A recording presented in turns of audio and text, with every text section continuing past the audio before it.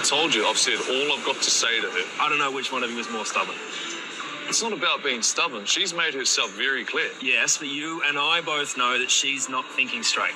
I don't think that this is a good idea. I think it's a great idea. Finish up your drinks. Time to go. What? What are you talking about? I'm asking you to leave. Well, it's early, and there's still heaps of people here. Well, they can stay. You need to go. Hey, don't be like this. Whose side are you on? I want you out of my restaurant. Fine. But I want your stuff out of my house first thing in the morning. That'll be kind of hard without a car, won't it? Not my problem. You can borrow the van, Flick. Happy now? Oh, Flick. You can go too.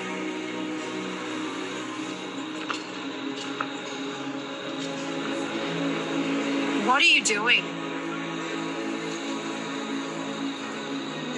Simplifying my life.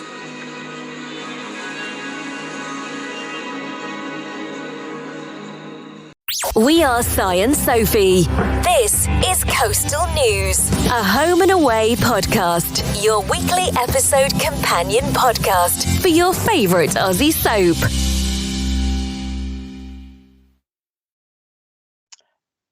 Hello. All set, Sophie, for your alarm on Sunday, government alarm on your mobile phone? Oh my God, yes. Good job you reminded me. I completely forgot about that. What time is that? 3 o'clock or something? I don't know, but Alv would be furious. I think he'd be blaming it on the upgrade. He would, yeah. Bloody Palmer. And his alerts. I know that's going to go off and I'm going to forget all about it. My phone's going to be in my hand, because my phone is always in my hand, and I'm probably going to wet myself because I'll have forgotten that it's... So next week I'll tell you all about it. Thanks. Have you seen all the memes going around about, the Catherine Tate character that gets scared by everything, like the phone ring and things? No, I haven't seen that, no. Yes.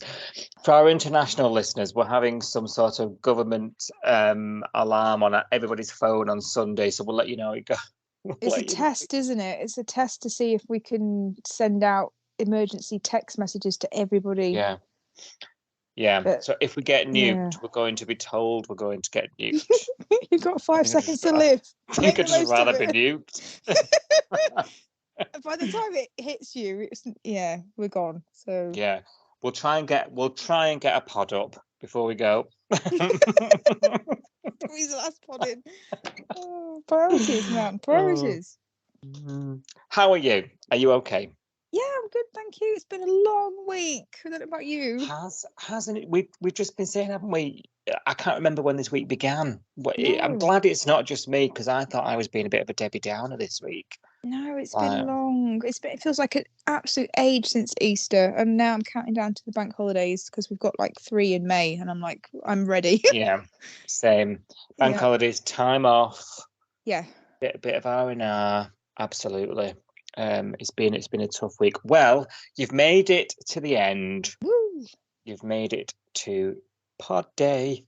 My favourite day. And a lot's gone on actually on Home and Away this week. We've had returnees, we've had the end of relationships, we've had unrequited stalker type love. We've had secret cancer. I mean, you name it. Home and Away has had it this week. So we've got a lot to pack in to this week's podcast. Are you ready for your headlines? I am. Tane's world-famous patience has all but run out as he tells Flick to get her stuff and sling a rook. The Surf Club IT upgrade fallout rumbles on. And that's all I've got to say about it. Mac attempts to talk Gabe into fighting his cancer scare. And Bella is back and furious. And finally, Ava is branded a brat after getting Rumble touching and smelling all Theo's dirty washing.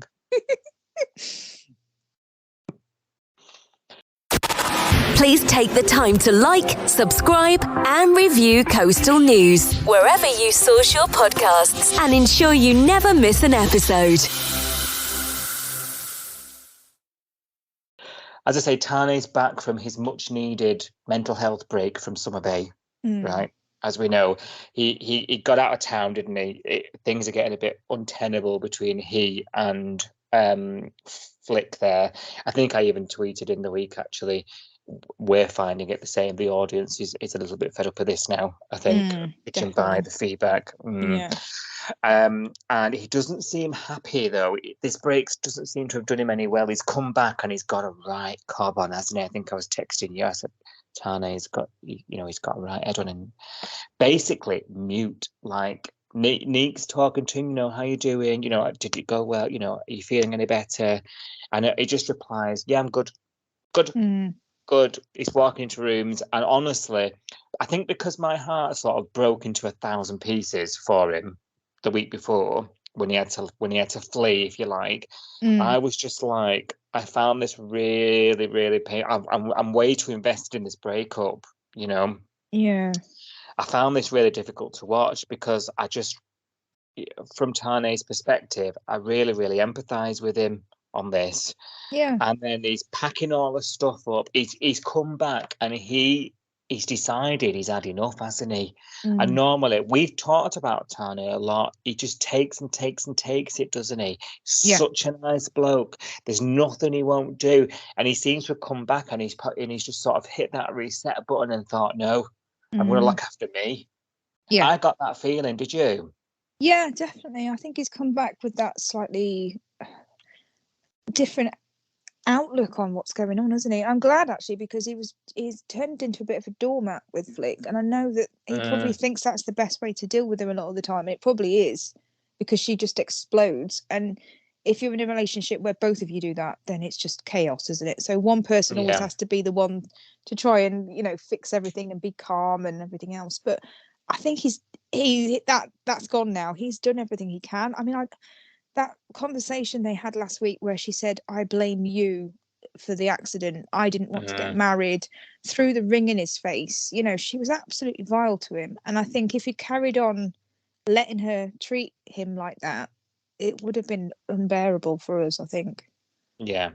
I think doormat is the right word you've used there. I think he was at risk of going down that route, wasn't he? I think you're right. And I think it would have been unbearable. I completely agree.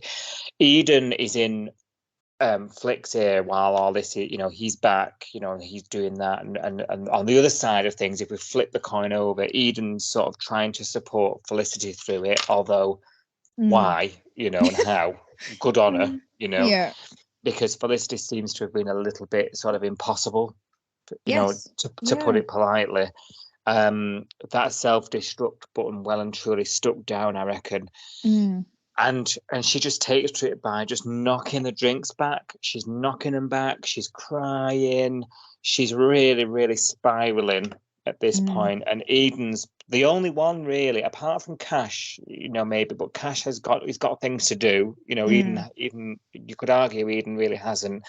Gets her over for a little play on the swings at the caravan park. And, she's saying, you need to tell Tane, everything. You need to tell him, because she was opening up to, wasn't she? Like, I know I love him, and I can't, this isn't, I don't not love him kind of thing. And he thinks I don't, and all the rest of it.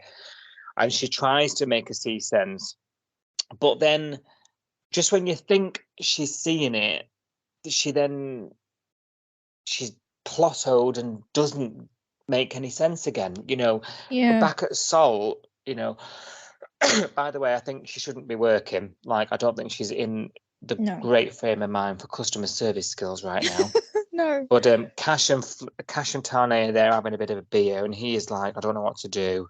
I'm over it. Blah blah blah blah. She comes over and she kicks him out. I want you out of my restaurant, and he just snaps on it. Well, I want your stuff out of my house. And I'm thinking, yes. Yeah. Yes, come on. Is that the first time he's ever stood up to her? I think it might be. Yeah. That I can remember. And this scene really got to me, because not just that. It's obviously, she's been absolutely vile to him. She's been ranting and raving in his face for absolutely ages now, over a week, 2 weeks maybe. I blame you for the accident. I'm not your problem anymore. Throw the ring in his face. No, it's all your fault. And when I think about it, I'm like, he never, ever blamed her for the whole Anne thing last year. It was her mate, Anne, that stalked him, kidnapped him, poisoned him. It was her poker night plan. Ruined Martha's kidney. Yeah, ruined Martha's kidney. That was all Flick. That was all Flick's friend, because she done whatever to Anne. Flick's idea for the poker night, and she kept that secret from Tane for ages. Was lying about that poker night thing. Then he got involved right at the last minute and got stabbed. He never turned around to her and had a go at her for that and said, I blame you, and got in a Mardy and everything else. He's never done that. He's always been quite fair, probably too fair with her, never stood up to her. And for her to keep sort of screaming in his face and ranting at him and saying, you're this, you're that, you're the other, I blame you, throw the ring in his face, and now chuck him out of the restaurant. I was like, yeah, finally, this is the straw that broke the camel's back. Good on you, Tani, for finally having some, guts to stand up to her. Yeah. But then the thing that annoyed me about this scene was he finally snapped back and her bottom lip immediately started to wobble, didn't it? And I thought, this is nowhere near as bad as what you've done to him. All he's saying to you is, you've moved out into a caravan without even telling me. You've thrown the ring in my face. You've dumped me. You've told me to leave you alone. You've blamed me for the accident. All I've said is, okay, you can get your stuff and get out of my house. And then she immediately becomes the victim, doesn't she? Yeah, she does.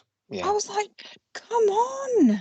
She even brands it as clearing her life out, simplifying my life, or whatever it was. She branded it, and I just thought, you are everything that is wrong with your life. You are the drama. Yeah. You are the complex stuff. Tane has been quite placid, like so placid that he's like, I'm shocked he stood upright. All he wants is a wife, calm family life, like everything that has happened to you has been you. And do you know what's happening here? Even you and I talking about this, and I've seen other viewers saying the same thing online. None of us, and I'm thinking now, absolutely none of us. I've not seen one sympathetic comment towards Felicity this week. No. Online. None of us sympathise with what she's gone through with that crash. Absolutely none of us do. No. And especially the next day, because she's now got to clear her stuff out, she's got to rent the Lyric van. So she's in the van with Eden. She's been on the body from dawn. Yeah. And she sees a roadblock. Is that quite common in Oz? Do the police? I don't know. It's a bit odd, isn't it? It's like mid-morning as well. It didn't look like first thing either. Well, I know. Strange. I know in Spain, because I'm in Spain a lot. It is quite common for the you've got to have ID on you, and they can, they can just pull cars over on the road. Yeah. Oh, right. So whether that's quite a common sort of ID check thing that they do. And maybe I don't think the breathalyzer, I think they can just do that if they suspect, Yeah. Obviously, she does a big UE, doesn't she, right in front of him? And it's Rose and Cash. And then forcing Cash to chase her down, and a mandatory then breathalyzer test ensues. And I'm just thinking, absolutely none of us sympathised with you before that. No. And now we definitely don't. You've just been in a car crash with that very girl, Eden. You've just been roly-polied into a petrol station. She's just come out of a bloody coma, right? How are we going to feel sorry for you? How are we going to get on your side? It's not happening, is it? No, not at all. You've literally just took the words out of my mouth. That's it, isn't it? I mean, how stupid can you be to drink drive in the first place? Especially when it's Lyric's van, and Eden was the one that said, I'll drive, and Flick insisted, oh no, I'll drive, I'll be your chauffeur. She's going really over the top. I mean, I don't know why Eden didn't think that she'd been drinking anyway, because she was being really OTT. Yeah, I thought the same, to be honest. When she gets a bit overacty, she was doing all of that. So I was thinking, oh, come on, Eden, wake up. She's obviously drunk.